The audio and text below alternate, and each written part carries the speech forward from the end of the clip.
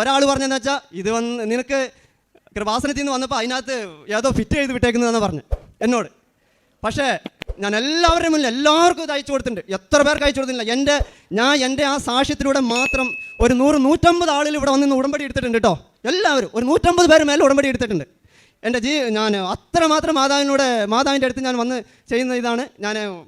മാതാവ് തന്ന അനുഗ്രഹങ്ങൾ ഞാൻ എല്ലാവരോടും പറഞ്ഞു. ഞാൻ ഇന്ന് നമ്മുടെ തിരുപ്പൂരിൽ നിന്ന് ഒരു ഹിന്ദു സമുദായ കുടുംബത്തിൽ അംഗങ്ങൾ 2 പേരുണ്ട്.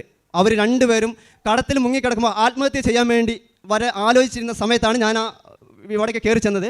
ഞാൻ എൻ്റെ കാറിൽ എൻ്റെ വണ്ടിയിൽ ഇരുത്തി അവരുടെ എല്ലാ കാര്യങ്ങളും പറഞ്ഞ് എൻ്റെ സാക്ഷ്യം കാണിച്ചു കൊടുത്തു, എല്ലാം ചെയ്തു കൊടുത്ത്. അവർ 2 പേരും ഇവിടെ വന്നിരുന്നു. ആ ചേച്ചി വന്ന് ഇവിടെ ഉടമ്പടി എടുത്തു.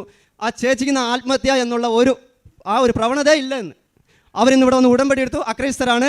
അവർ ഉടമ്പടി എടുത്തു. അവർ ഇന്ന് കഴിഞ്ഞ 2 ദിവസം കഴിഞ്ഞ ഞായറാഴ്ച ആണ് അവരെ പ്രാർത്ഥിച്ചുകൊണ്ടിരുന്നപ്പോൾ അവർ മെഴുതിരി ഫുള്ള് ഉരുകി താഴേക്ക് വീഴുമ്പോൾ ആ യേശുവിനെ ക്രൂശിച്ച ആ രൂപം, ക്രൂശിച്ച രൂപം അത് വന്ന് ഞാൻ എല്ലാവർക്കും അയച്ചു കൊടുത്തിട്ടുണ്ട്.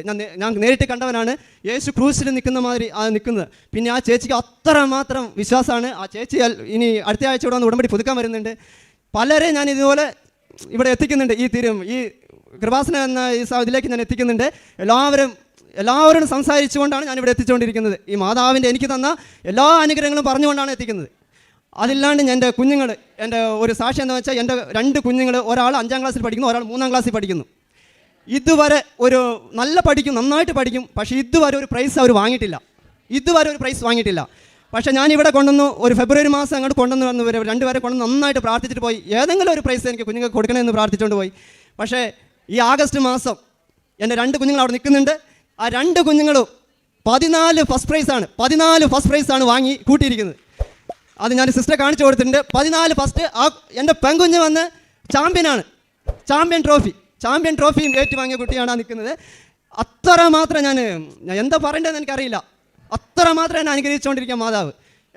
എൻ്റെ ബിസിനസ്സിൽ മാത്രമല്ല, എൻ്റെ ജീവിതത്തിലും എല്ലാം കൊണ്ട് എൻ്റെ മാതാവ് ഇവിടെ വന്നേ പിന്നെ എൻ്റെ മാതാവ് എന്നെ അനുഗ്രഹിച്ചത് അനുഗ്രഹം മാത്രമേ തന്നിട്ടുള്ളൂ.